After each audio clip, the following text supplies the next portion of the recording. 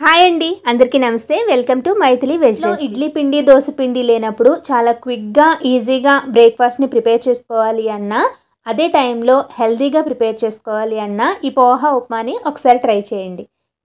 తిన్నాక పొట్టలో చాలా లైట్గా ఉండి డైజెషన్ అనేది చాలా క్విక్గా అయిపోయే ఈ హెల్తీ రెసిపీని ఇప్పుడు చూసేద్దాం. ఫస్ట్ మనం పాన్లోకి 1 టేబుల్ స్పూన్ ఆయిల్ వేసుకోవాలి. ఆయిల్ బాగా హీట్ అయ్యాక 1 టీ స్పూన్ శనగపప్పు, 1/2 టీ స్పూన్ ఆవాలు, 2 టీ స్పూన్ల పల్లీలు, 1 టీ స్పూన్ మినపప్పుని వేసుకుని వీటన్నింటినీ కూడా దోరగా వేయించుకోవాలి. నేను ఇక్కడ వేగిన పల్లీలను కొన్ని పక్కకు తీసేసుకుంటున్నాను. ఈ రెసిపీలో మా ఇంట్లో అందరూ కూడా కొంచెం క్రంచీగా పల్లీలను తినడానికి ఇష్టపడతారు. అందుకోసం నేను వీటిని పక్కకు తీసేసుకుంటున్నాను. నెక్స్ట్ మనం దీంట్లోకి 1 రెమ్మ కరివేపాకుని చిన్నగా కట్ చేసుకున్న 3 పచ్చిమిర్చిని, 2 మీడియం సైజ్ ఉల్లిపాయల్ని సన్నగా కట్ చేసుకుని వేసుకోవాలి. ఉల్లిపాయలు మనకి బాగా వేగేలోగా మనం అటుకుల్ని కడుక్కుని రెడీగా ఉంచుకోవాలి. నేను ఇక్కడ 1 కప్పు వరకు అటుకుల్ని తీసుకుంటున్నాను.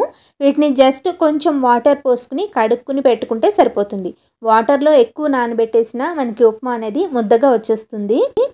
ఇలా అటుకుల్ని 2-3 సార్లు బాగా కడుక్కున్న తర్వాత మొత్తం వాటర్ని తీసేసుకోవాలి. ఉల్లిపాయలు ఇలా దోరగా వేగిన తర్వాత దీంట్లోకి క్యారెట్ తురుముని వేసుకోవాలి. నేను ఇక్కడ ఒక పెద్ద సైజ్ క్యారెట్ని తురుముకుని తీసుకున్నాను.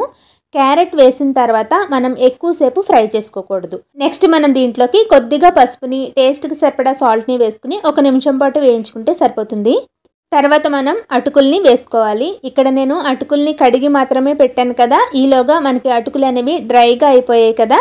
ఇక్కడ అసలు ఇలా పిండినా కూడా మనకి వాటర్ అనేది రావట్లేదు. ఇలా ఉంటే మనకి అటుకుల ఉప్మా అనేది పొడి పొడిగా వస్తుంది. ఇలా మొత్తం అటుకులన్నీ కూడా వేసుకున్న తర్వాత మీడియం ఫ్లేమ్ మీద పెట్టుకుని కలుపుకుంటూ ఒక 2 నిమిషాలు వేయించుకుంటే సరిపోతుంది. అంతా బాగా మిక్స్ చేసుకున్న తర్వాత మనకి సాల్ట్ని చెక్ చేసుకుంటే ఒకవేళ సరిపోకపోతే ఇలా వేడిగా ఉండగానే మిక్స్ చేసుకోవాలి. చల్లారాక దీంట్లోకి సాల్ట్ అనేది మనం అడ్జస్ట్ చేయలేము. ఫైనల్గా వేయించుకున్న పల్లీల్ని వేసుకుని సర్వింగ్ బౌల్లోకి సర్వ్ అవుట్ చేసుకోవడమే. సన్నగా తురుముకున్న క్యారెట్ని, కొత్తిమీరని వేసుకుని గార్నిష్ చేసుకుంటే ఇంకా బాగుంటుంది. వేడివేడిగా అటుకుల ఉప్మా రెడీ అయిపోయింది కదా. అటుకుల్లో ఐరన్ అనేది ఎక్కువగా ఉంటుంది కాబట్టి పిల్లలకి రెగ్యులర్గా చేసి పెడితే చాలా మంచిది. వెయిట్ లాస్ అవ్వాలనుకునే వాళ్ళు కూడా దీన్ని ఫ్రీక్వెంట్గా తీసుకోవచ్చు. ఈజీగా డైజెషన్ అయిపోయే ఈ హెల్తీ రెసిపీని మీరు తప్పకుండా మీ ఇంట్లో ట్రై చేసి చూడండి. మీరు ట్రై చేశాక మీ ఫీడ్బ్యాక్ని నాతో కింద కామెంట్ సెక్షన్లో షేర్ చేయండి.